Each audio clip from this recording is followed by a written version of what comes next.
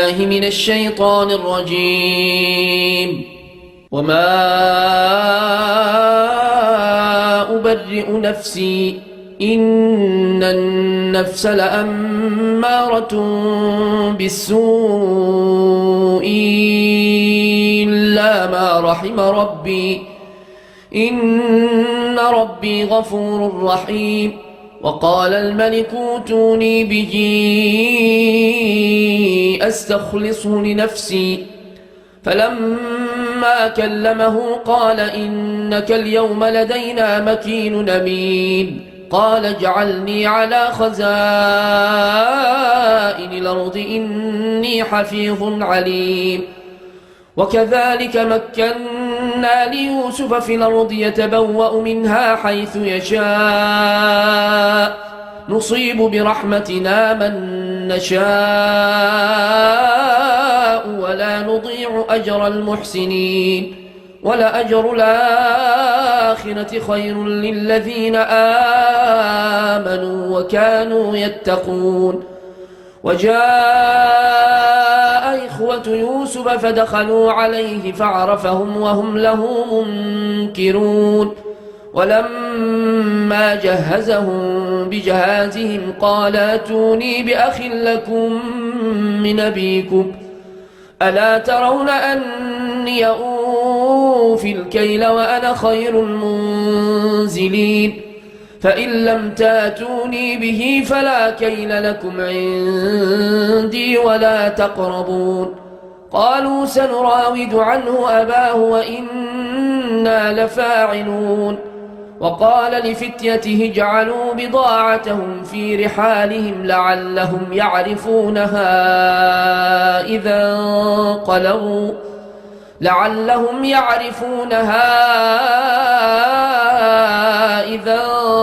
انقلبوا إلى أهلهم لعلهم يرجعون. فلما رجعوا إلى أبيهم قالوا يا أبانا منع منا الكيل فأرسل معنا أخانا نكتل وإنا له لحافظون. قال هل آمنكم عليه إلا كما أمنتكم على أخيه من قبل فالله خير حفظا وهو أرحم الراحمين. ولما فتحوا متاعهم وجدوا بضاعتهم ردت إليهم قالوا يا أبانا ما نبغي هذه بضاعتنا ردت إلينا ونمير أهلنا ونحفظ أخانا ونزداد كيل بعير ذلك كيل يسير. قال لنرسله معكم حتى توتون موثقا من الله لتاتونني به إلا أن يحاط بكم. فلما آتوه موثقهم قال الله على ما نقول وكيل. وقال يا بني لا تدخلوا من باب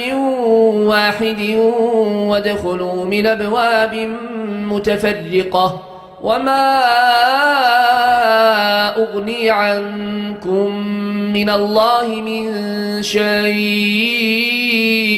إن الحكم إلا لله عليه توكلت وعليه فليتوكل المتوكلون. ولما دخلوا من حيث أمرهم أبوهم ما كان يغني عنهم من الله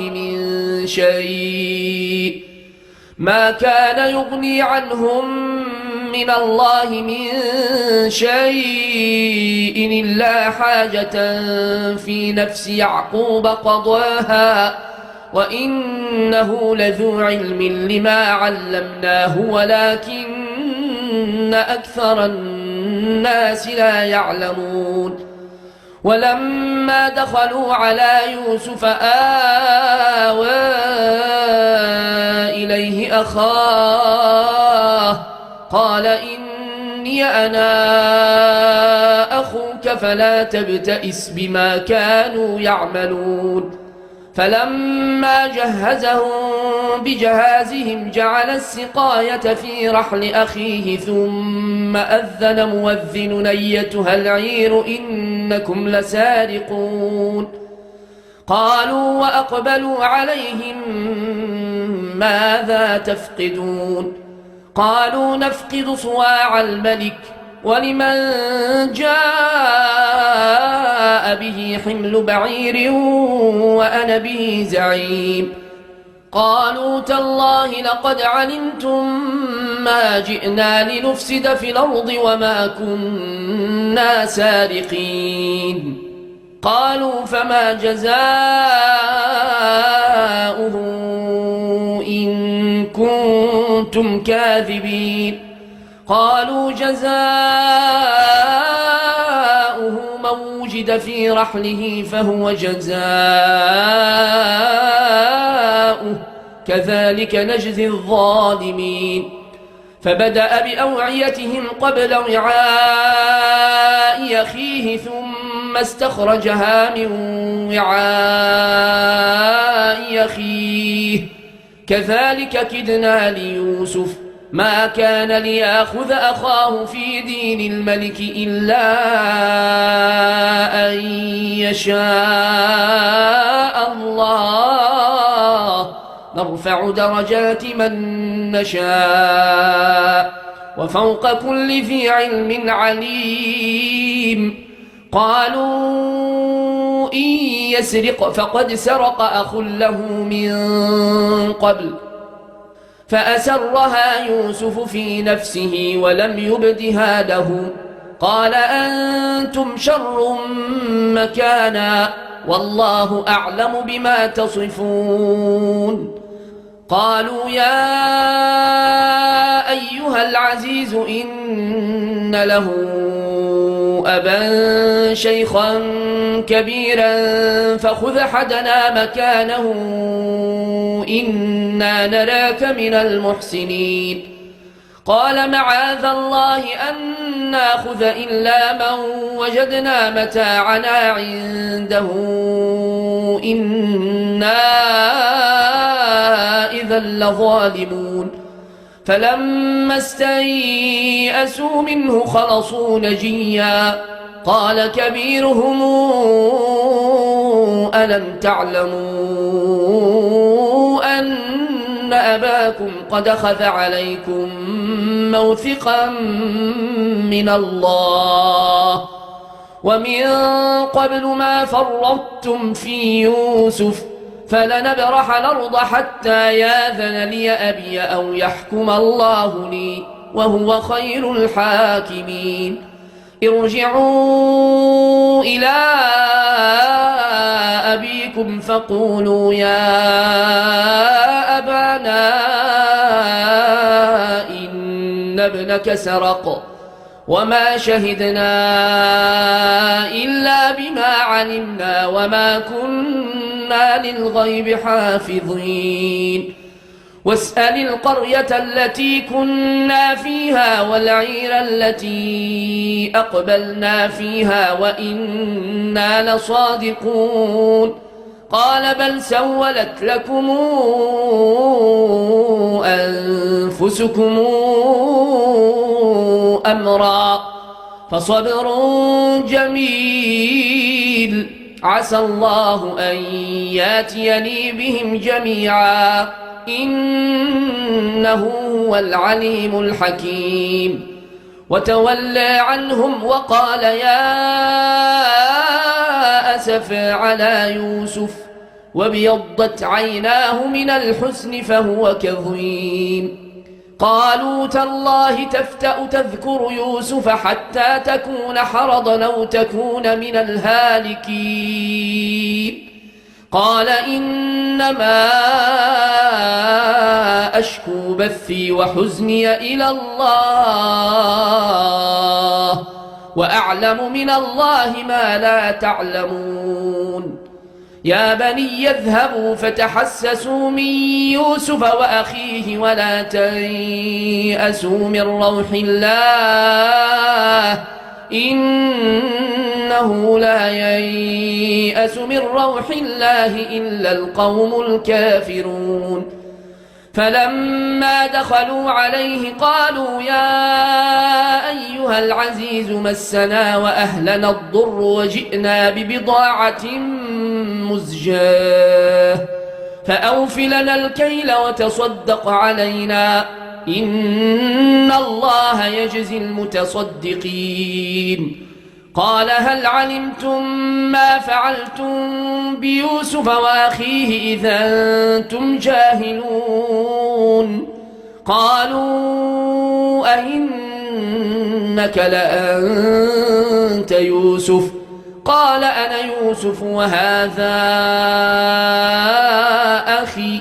قد من الله علينا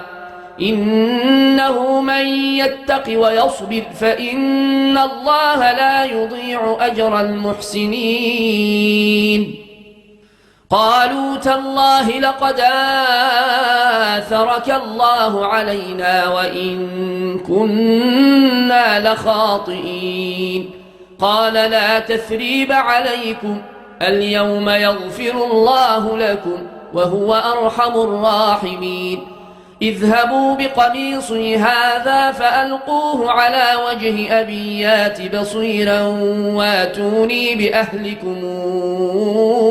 أجمعين ولما فصلت العير قال أبوهم إني لأجد ريح يوسف لولا أن تفندون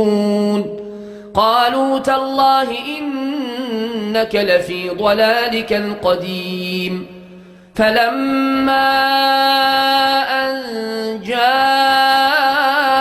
البشير ألقاه على وجهه فارتد بصيرا قال ألم قل لكم إني أعلم من الله ما لا تعلمون قالوا يا أبانا استغفر لنا ذنوبنا إنا كنا خاطئين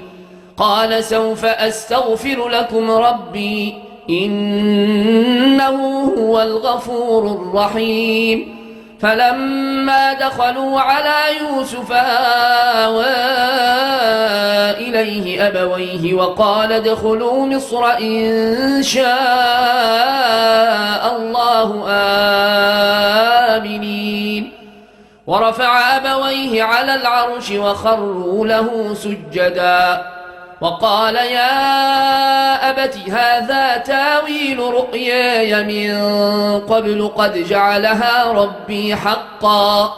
وقد أحسن بي إذا أخرجني من السجن وجاء بكم من البدو من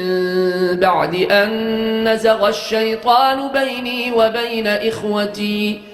إن ربي لطيف لما يشاء إنه هو العليم الحكيم رب قد آتيتني من الملك وعلمتني من تاويل الأحاديث فاطر السماوات والأرض أنت وليي في الدنيا والآخرة توفني مسلما وألحقني بالصالحين ذلك من أنباء الغيب نوحيه إليك وما كنت لديهم إذا اجمعوا أمرهم وهم يمكرون وما أكثر الناس ولو حرصت بمؤمنين وما تسألهم عليه من أجر إن هو إلا ذكر للعالمين وكأي من آية في السماوات والأرض يمرون عليها وهم عنها معرضون وما يؤمن أكثرهم بالله إلا وهم مشركون أفأمنوا أن تاتيهم غاشية من عذاب الله أو تاتيهم الساعة بغتة وهم لا يشعرون قل هذه سبيلي أدعو إلى الله على بصيرة أنا ومن اتبعني وسبحان الله وما أنا من المشركين وما أرسلنا من قبلك إلا رجالا يوحى إليهم من أهل القرى أفلم يسيروا في الأرض فينظروا كيف كان عاقبة الذين من قبلهم ولدار الآخرة خير للذين اتقوا أفلا تعقلون حتى إذا استيأس الرسل وظنوا أنهم قد كذبوا جاءهم نصرنا فننجي من نشاء ولا يرد بأسنا عن القوم المجرمين لقد كان في قصصهم عبرة لأولي الألباب ما كان حديثا يفترى ولكن تصديق الذي بين يديه وتفصيل كل شيء وهدى ورحمة لقوم يؤمنون بسم الله الرحمن الرحيم ألف لام ميم را تلك آيات الكتاب والذي أنزل إليك من ربك الحق ولكن أكثر الناس لا يؤمنون الله الذي رفع السماوات بغير عمد ترونها ثم استوى على العرش وسخر الشمس والقمر كل يجري لأجل مسمى يدبر الأمر يفصل الآيات لعلكم بلقاء ربكم توقنون وهو الذي مد الأرض وجعل فيها رواسي وأنهارا ومن كل الثمرات جعل فيها زوجين اثنين يغشي الليل النهار إن في ذلك لآيات لقوم يتفكرون وفي الأرض قطع متجاورات وجنات من أعناب وزرع ونخيل صنوان وغير صنوان تسقى بماء واحد ونفضل بعضها على بعض في الأكل إن في ذلك لآيات لقوم يعقلون وإن تعجب فعجب قولهم أئذا كنا ترابا إنا لفي خلق جديد أولئك الذين كفروا بربهم وأولئك الأغلال في أعناقهم وأولئك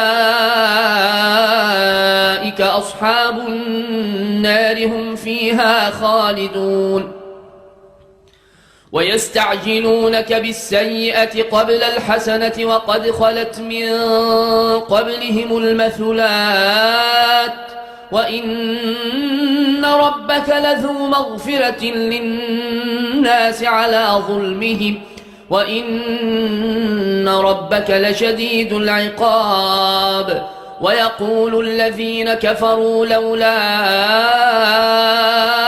أنزل عليه آية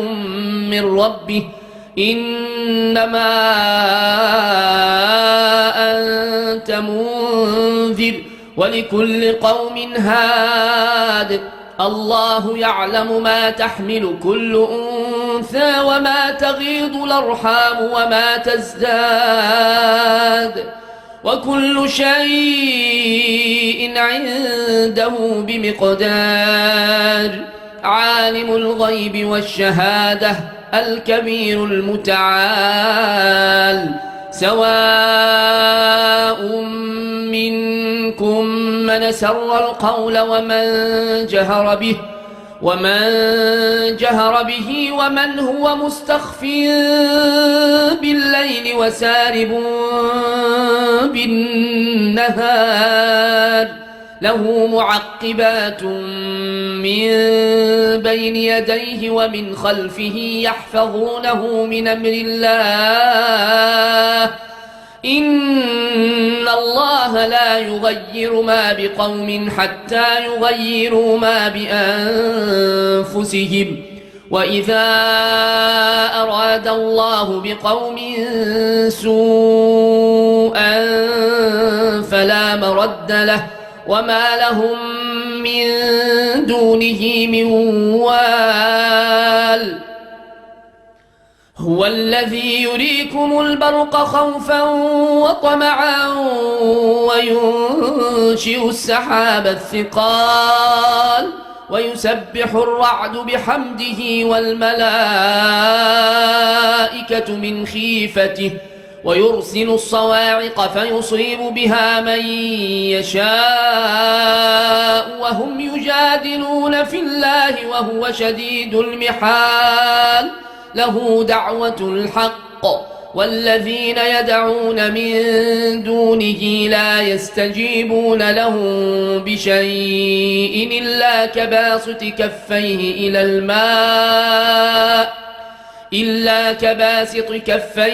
الماء ليبلغ فاه وما هو ببالغه وما دعاء الكافرين إلا في ضلال ولله يسجد من في السماوات والأرض طوعا وكرها وظلالهم بالغدو ولا صال قل من رب السماوات والأرض قل الله قل فاتخذتم من دونه أولياء لا يملكون لأنفسهم نفعا ولا ضرا قل هل يستوي الأعمى والبصير أم هل تستوي الظلمات والنور أم جعلوا لله شركاء خلقوا كخلقه فتشابه الخلق عليهم قل الله خالق كل شيء وهو الواحد القهار أنزل من السماء ماء فسالت أودية بقدرها فاحتمل السيل زبدا رابيا ومما توقدون عليه في النار ابتغاء حلية أو متاع زبد مثله كذلك يضرب الله الحق والباطل فأما الزبد فيذهب جفاء وأما ما ينفع الناس فيمكث في الأرض كذلك يضرب الله الأمثال للذين استجابوا لربهم الحسنى والذين لم يستجيبوا له لو أن لهم ما في الأرض جميعا ومثله معه لافتدوا به أولئك لهم سوء الحساب ومأواهم جهنم وبئس المهاد صدق الله العظيم.